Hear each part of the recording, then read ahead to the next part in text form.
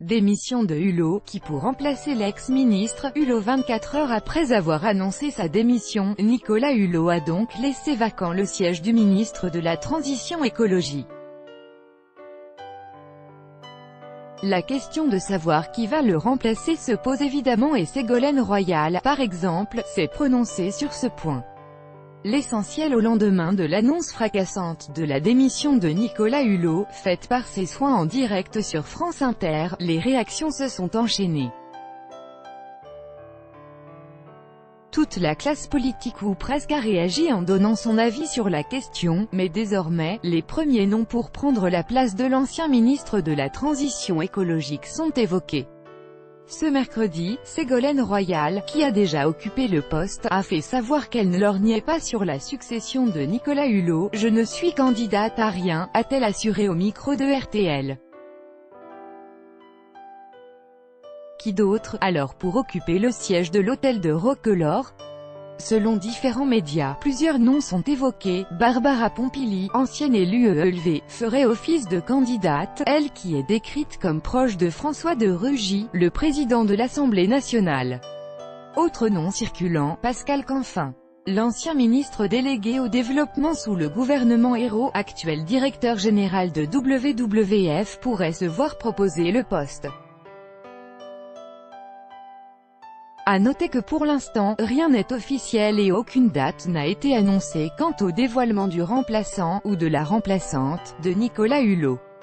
En direct, ancien dirigeant EELV et actuel secrétaire général du MoDem, Yann Verling s'est positionné ouvertement pour prendre la place de Nicolas Hulot au ministère de la Transition écologique. Il y a plein de raisons pour lesquelles je suis disposé à m'engager.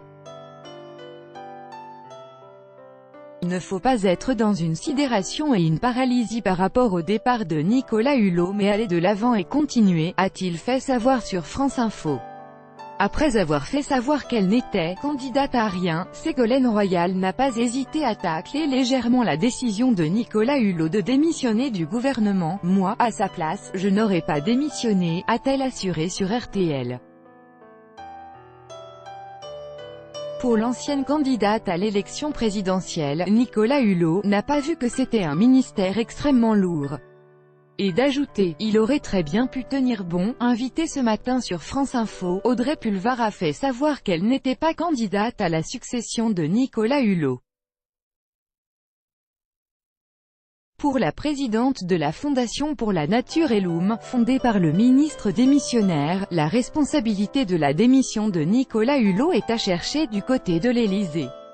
L'ancienne journaliste a évoqué, toujours sur France Info, la possibilité de créer un super poste de vice-premier ministre qui aurait la main et l'autorité sur l'ensemble des ministères du gouvernement aux côtés du Premier ministre. Alain Bougrain-Dubourg, journaliste et président de la Ligue pour la protection des oiseaux, est un proche confident de Nicolas Hulot.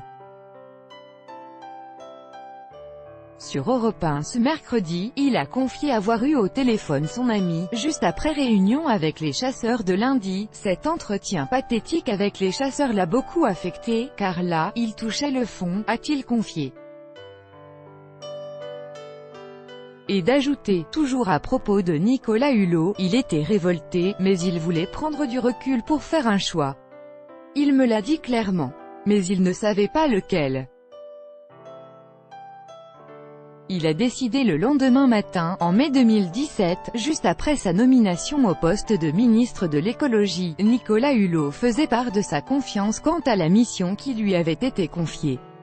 Mais sur France 2, l'ancien animateur de télévision avait également indiqué sa peur de décevoir, quand Nicolas Hulot se montrait confiant sur sa mission au gouvernement. Il y avait annoncé que le prix du permis de chasse serait diminué par 2, passant de 400 à 200 € par an. Une goutte d'eau qui a provoqué la démission du ministre, déjà hésitant depuis des mois après avoir dû accepter le report de l'objectif des 50% de nucléaire dans la production d'électricité, ou encore l'entrée en vigueur provisoire de l'accord de libre-échange UE-Canada, CETA. Interrogé par le Dauphiné Libéré, Édouard Philippe a assuré que le gouvernement compte garder le cap quant à sa politique menée sur la transition écologique. Je peux vous confirmer que le gouvernement va continuer à avoir un ministre en charge de la transition écologique, ça ne fait aucun doute, a indiqué le Premier ministre.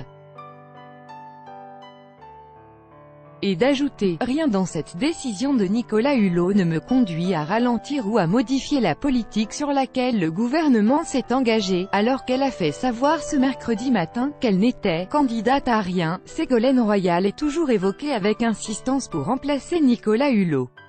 Et pour un conseiller ministériel cité par Le Parisien, l'évocation de son nom pour le poste de ministre de l'écologie est en partie due à elle-même, elle a toujours fait en sorte que son nom revienne. Elle doit déjà être au maquillage, s'amuse le Conseil. À 32 ans, Sébastien Lecornu pourrait approcher le record de François Mitterrand du plus jeune ministre de l'histoire de France.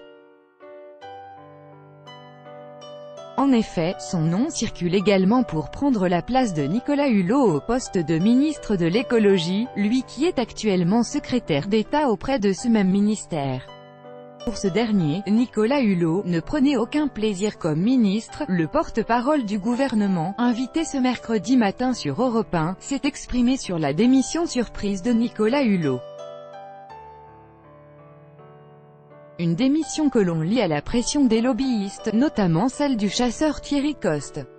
Mais pour Benjamin Griveaux, le dialogue, ce n'est pas la soumission aux lobbies. Il estime qu'il faut savoir écouter les lobbies.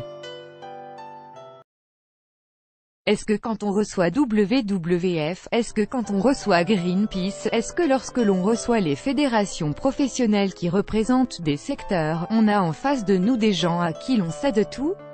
Non, c'est important de pouvoir dialoguer, a-t-il ajouté. Mathieu Orphelin, ancien porte-parole de Nicolas Hulot, a été interrogé ce mercredi matin sur la possibilité de prendre la succession au poste de ministre de l'écologie.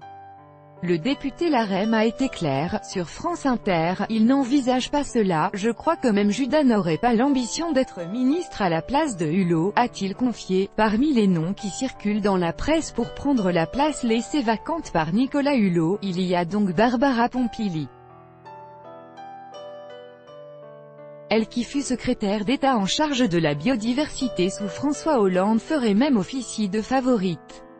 Proche de François de Rugy, le président de l'Assemblée nationale, Barbara Pompili est actuellement présidente de la Commission du développement durable à l'Assemblée. Au lendemain de l'annonce de la démission de Nicolas Hulot du poste de ministre de la Transition écologique, Ségolène Royal était ce matin l'invitée de RTL. Évoquée pour prendre la place du désormais ancien ministre, elle qui a déjà dirigé ce ministère, l'ancienne candidate à l'élection présidentielle n'a pas fait de mystère. Je ne suis candidate à rien, a-t-elle dit clairement, c'est ingrat, compliqué et fatigant, a-t-elle jugé le poste de ministre de l'écologie. 22h43. Un journaliste de France Inter raconte comment Nicolas Hulot a craqué. Ce matin on a pris un café avec lui, avec Léa Salamé. Il était en colère, on avait bien compris qu'il voulait pousser un coup de gueule, a expliqué sur BFM TV l'éditorialiste de France Inter, Thomas Legrand, qui a ajouté « Il nous a raconté de lui-même la réunion d'hier soir sur la chasse où il a eu la surprise de voir Thierry Coste, un lobbyiste de la chasse et des armes, venir. Là, il a eu le sentiment qu'on se foutait un petit peu de lui, il avait décidé de démissionner et de l'annoncer dans quelque temps, histoire de faire fructifier ce moment d'influence politique. Mais en rentrant dans le studio, il a visiblement changé d'avis. Ses collaborateurs se sont décomposés. À la sortie du studio, il m'a dit qu'il avait décidé de l'annoncer tout de suite. On a senti pendant l'interview qu'il arrivait au bout de ses contradictions. On a vécu un moment de vérité politique. 15h28. Emmanuel Macron respecte sa liberté. En déplacement au Danemark, le président de la République Emmanuel Macron s'est exprimé à la suite de la démission de Nicolas Hulot ce mardi. Si j'ai choisi Nicolas Hulot, il y a 15 mois, c'est parce que c'est un homme libre. Je respecte sa liberté, a-t-il déclaré. Je pense qu'en 15 mois, ce gouvernement a fait plus qu'un autre sur le sujet en la même période, affirme Emmanuel Macron. Avant d'ajouter, c'est une décision qu'il a prise ce matin, lire plus.